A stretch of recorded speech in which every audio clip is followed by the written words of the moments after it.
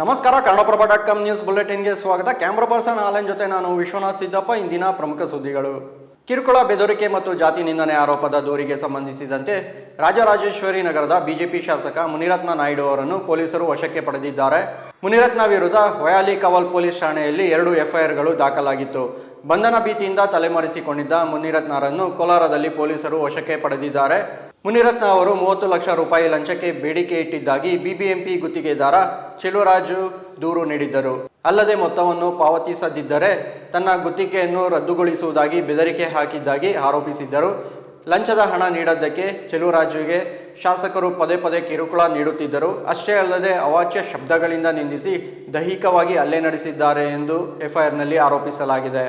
ಈ ಆರೋಪಕ್ಕೆ ಪ್ರತಿಕ್ರಿಯಿಸಿರುವ ಮುನಿರತ್ನ, ನಾನು ಜಾತಿ ನಿಂದನೆ ಮಾಡಿಲ್ಲ, ಆಡಿಯೋದಲ್ಲಿರುವುದು ನನ್ನ ಧ್ವನಿ ಎಂದು ಸಾಬೀತಾದರೆ ನಾನು ರಾಜೀನಾಮೆ ನೀಡುತ್ತೇನೆ ಎಂದು ಸವಾಲು ಹಾಕಿದರು. ಈ ಮಧ್ಯೆ ಜಾತಿ ನಿಂದನೆ ಪ್ರಕರಣವನ್ನು ಗಂಭೀರವಾಗಿ ಪರಿಗಣಿಸಿರುವ ಬಿಜೆಪಿ ಮುನಿರತ್ನಗೆ ಶೋಕಾಸ್ ನೋಟಿಸ್ ನೀಡಿದ್ದು 5 ದಿನದೊಳಗೆ ಶಿಸ್ತು ಸಮಿತಿ ಮುಂದೆ ಸ್ಪಷ್ಟೀಕರಣ ನೀಡುವಂತೆ ಸೂಚಿಸಿದೆ. ರಾಜ್ಯದಲ್ಲಿ ಮತ್ತೆ ಹಾಲಿನ ದರ ಏರಿಕೆ ಮಾಡಲಾಗುತ್ತಿದೆ. ಪ್ರತಿ ಲೀಟರ್ ಹಾಲಿನ ದರದಲ್ಲಿ 5 ರೂಪಾಯಿ ಏರಿಕೆ ಮಾಡಲು ಸಿಎಂ ಸಿದ್ದರಾಮಯ್ಯಗೆ ಮನವಿ ಮಾಡಲಾಗಿದೆ ಎಂದು ಸಹಕಾರ ಸಚಿವ ಕೆಎನ್ ರಾಜಣ್ಣ ತಿಳಿಸಿದ್ದಾರೆ. ಇಂದು ಸುದ್ದಿಗೋಷ್ಠಿಯಲ್ಲಿ ಮಾತನಾಡಿದ ರಾಜಣ್ಣ, ಇಡೀ ದೇಶದಲ್ಲೇ ಹಾಲಿನ ದರ ನಮ್ಮ ರಾಜ್ಯದಲ್ಲಿ ಕಡಿಮೆ ಇದೆ. ಹಾಗಾಗಿ ಈಗಿರುವ ಹಾಲಿನ ದರವನ್ನು ರೈತರ ಹಿತದೃಷ್ಟಿಯಿಂದ 5 ರೂಪಾಯಿ ಏರಿಕೆ ಮಾಡುವಂತೆ ಮುಖ್ಯಮಂತ್ರಿಗಳಿಗೆ ಮನವಿ ಮಾಡಲಾಗಿದೆ ಎಂದರು. ರಾಜ್ಯದಲ್ಲಿ 5 ರೂಪಾಯಿ ಹಾಲಿನ ದರ ಹೆಚ್ಚಳ ಮಾಡಿದರೆ ಅದರ ಲಾಭ ನೇರವಾಗಿ ರೈತರಿಗೆ ಸಿಗುತ್ತದೆ. ಯಾವುದೇ ಕಾರಣಕ್ಕೂ ದರ ಹೆಚ್ಚಳದಿಂದ ರಾಜ್ಯ ಸರ್ಕಾರಕ್ಕೆ 1 ರೂಪಾಯಿ ಕೂಡ ಲಾಭ ಆಗುವುದಿಲ್ಲ. ಏಕೆಂದರೆ ದರ ಏರಿಕೆಯ ಅಷ್ಟು ಮೊತ್ತವನ್ನು ರೈತರಿಂದ ಸಂಗ್ರಹಿಸುವ ಹಾಲಿಗೆ ನೀಡಲಾಗುವುದು ಎಂದರು. ಯಾದಗಿರಿಯ ಹುಣಸಗಿ ತಾಲೂಕಿನ ಬೊಪ್ಪರ್ಗ ಗ್ರಾಮದಲ್ಲಿ ಮೇಲ್ಜಾತಿಯವರು ದಲಿತ ಕುಟುಂಬಗಳಿಗೆ ಬಹಿಷ್ಕಾರ ಹಾಕಿರುವ ಘಟನೆ ನಡೆದಿದೆ. ಅಪ್ರಾಪ್ತ ವಯಸ್ಸಿನ ತನ್ನ ಮಗಳ ಜೊತೆ ದೈಹಿಕ ಸಂಬಂಧ ಬೆಳೆಸಿ ಆಕೆ ಗರ್ಭವತಿಯಾಗಲು ಮೇಲ್ಜಾತಿಯ ಯುವಕ ಕಾರಣನಾಗಿದ್ದಾನೆ ಎಂದು ಬಾಲಕಿಯ ತಾಯಿ ಪೋಸ್ಕೋ ಪ್ರಕರಣದಲ್ಲಿ ದೂರು ದಾಖಲಿಸಿದ್ದರು.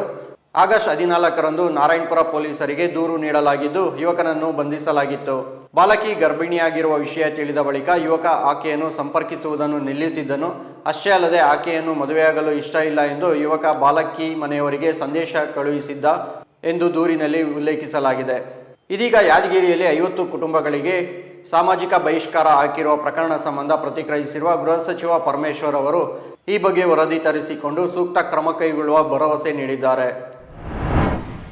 ಹಣಕ್ಕಾಗಿ ನೂರಾರು ಫೋನ್ ಕಾಲ್ ರೆಕಾರ್ಡ್ ನೀಡಿದ ಆರೋಪದ ಮೇಲೆ ಸೈಬರ್, ಆರ್ಥಿಕ ಮತ್ತು ನಾರ್ಕೋಟಿಕ್ ಅಪರಾಧ ವಿಭಾಗಗಳಲ್ಲಿ ಕೆಲಸ ಮಾಡುತ್ತಿದ್ದ ಪೊಲೀಸ್ ಪೇದೆಯೊಬ್ಬರ ವಿರುದ್ಧ ಕೊಪ್ಪಳ ಪೊಲೀಸರು ಎಫ್ಐಆರ್ ದಾಖಲಿಸಿದ್ದಾರೆ. ಹೆಡ್ ಕಾನ್ಸ್ಟೇಬಲ್ CH ಕೊಟ್ಟೆಪ್ಪ ವಿರುದ್ಧ ಮಾಹಿತಿ ತಂತ್ರಜ್ಞಾನ ಕಾಯ್ದೆಯಡಿ ಪ್ರಕರಣ ದಾಖಲಿಸಲಾಗಿದೆ. ಆರೋಪಿ ಕಾನ್ಸ್ಟೇಬಲ್ 145 ಜನರ ಮೊಬೈಲ್ ಕಾಲ್ ರೆಕಾರ್ಡ್ ಬಹಿರಂಗಪಡಿಸಿದ್ದಾರೆ. ಅಲ್ಲದೆ 9 ಮೊಬೈಲ್ ಟವರ್ಗಳಿಗೆ ಸೇರಿದ ಸೆಲ್ ID ಮಾಹಿತಿಯನ್ನು ಬಹಿರಂಗಪಡಿಸಿದ್ದರು. ಚಾಟ್ಗಳು ಮತ್ತು ದೂರವಾಣಿ ಸಂಭಾಷಣೆಯಂತಹ ಖಾಸಗಿ ಮಾಹಿತಿಯನ್ನು ಬೇರೆ ಬೇರೆ ಗ್ರಾಹಕರೊಂದಿಗೆ ಹಂಚಿಕೊಳ್ಳಲಾಗಿದೆ. ಇದರಿಂದ ಕಾನ್ಸ್ಟೇಬಲ್ ಎಷ್ಟು ಹಣ ಪಡೆದಿದ್ದಾರೆ ಎಂಬ ಬಗ್ಗೆ ಪೊಲೀಸರು ಇನ್ನೂ ತನಿಖೆ ನಡೆಸುತ್ತಿದ್ದಾರೆ. ಇವು ಇಂದಿನ ಪ್ರಮುಖ ಸುದ್ದಿಗಳು. ವಿವರವಾದ ಸುದ್ದಿಗಳಿಗಾಗಿ ಕನ್ನಡಪ್ರಭ.com ನೋಡಿ. ನಮಸ್ಕಾರ.